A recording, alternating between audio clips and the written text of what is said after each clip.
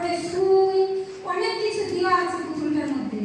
দেওয়া আছে যে আমার বাপের বাড়ি আর কি যে সীমানাটার সামনে আর কি পুতুলটাকে রাখতে দিচ্ছে, তার মধ্যে আমার পান সুপারি অনেক কিছু আছে। তো এটা দেখার পরে কিছুদিন পরে আমার শরীরের মধ্যে এত বড় বড় চাকা হয়ে গেছে পায়ের মধ্যে, মানে কি যেরকম পুড়ে গেলে ছাকা লাগে যেরকম লাল লাল হয় ওরকম হয়েছে।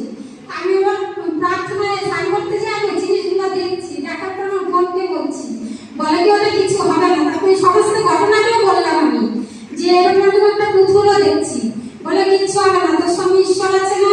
তো আমি প্রার্থনা করছি, আমার বোনও প্রার্থনা করছে আমার জন্য। তো সে দাগগুলো চলে গেছে, চলে যাওয়ার পর এখন বউ আমাকে একদম সুস্থ লাগছে। বউকে ধন্যবাদ দিই। আরেকটা গাবাই আছে আমাদের বাড়ির পাশে একটা দিদি থাকে, তিনি আবার কালী পূজা করেন।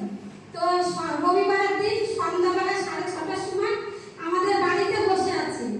বসে থাকার পর আমাদের কলপাটটা যে আছে না দিদি, ওই কলপাড়ে সোজাসুজি বলে কি মাথায় কাপড় দিয়ে সাদা কাপড়ে একটা লোক দাঁড়ায় আছে, বলে কি তোর বাড়িতে ভূত আছে। আমাকে বললো, বলে কি তোর বাড়িতে ভূত আছে। আমি বললাম যে আমার বাড়িতে কোনো ভূত নাই, আমার বাড়িতে আমার ঈশ্বর আছে। তো বলে কি ওদিন দেখছি ওই দিদিটা আমাদের বাড়িতে আসে না। তো আমি প্রভুর কাছে একটা আমি চাহাত করছিলাম যে প্রভু ওটা কি জিনিস যে উনি দেখতে পাচ্ছি কিন্তু আমি তোমাকে দেখতে পাই না, তো ওটা কি। তখন আমি প্রার্থনা চাই, আমাকে প্রভু বলছে তোর বাড়িতে কোনো দুষ্ট আত্মা নাই, কিছু নাই, তোর কোনো ভয় পাওয়ার কোনো কারণ নাই, তোর সঙ্গে আমি আছি। যখন আমার আত্মার নদীর থেকে যখন এই জবাবটা আসলো, তখন আমি নিশ্চিন্ত হয়েছি যে আমার প্রভুই আমার বাড়িতে রক্ষা করে। আমার প্রভুকে কোনো শয়তান কোনো দুষ্ট আত্মা আমার বাড়িতে নাই।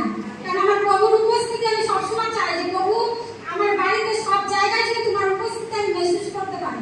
তো প্রভু ওইটাই আমাকে দেখায়, বুঝাইছে আর আমাকে বলছে। এটা আমি প্রভু অনেক অনেক ধন্যবাদ দিই যে প্রভু আমার সব সময় আমার সঙ্গে অঙ্গে থাকে, আমার বাড়িতেও বা প্রভু আমার সহায়তা করে। আর যারা আর কি খারাপ মনে আসে তাদের শয়তানের জায়গায় সে জিনিসগুলো তারা দেখতে পায়। তাই আমি প্রভুকে এটা ধন্যবাদ করি যে প্রভুকে উনি দেখতে পাচ্ছে কিন্তু দেখতে পারিনি, চিনতে পারেন। এটাই আমার অনেক মানে দুঃখিত যে দিদি মনে যেন তাড়াতাড়ি করে যেন সেই জিনিসটা যেন আসে যে উনি যে ঈশ্বরকে দেখছে বা ঈশ্বরের আত্মাকে দেখছে, ওনার মনে থেকে এটা আমার জন্য ডেলি প্রার্থনা করি যে যাতে উনিও প্রভুর মধ্যে আসে। তাই প্রভুকে আমি অনেক ধন্যবাদ দিই। সবাইকে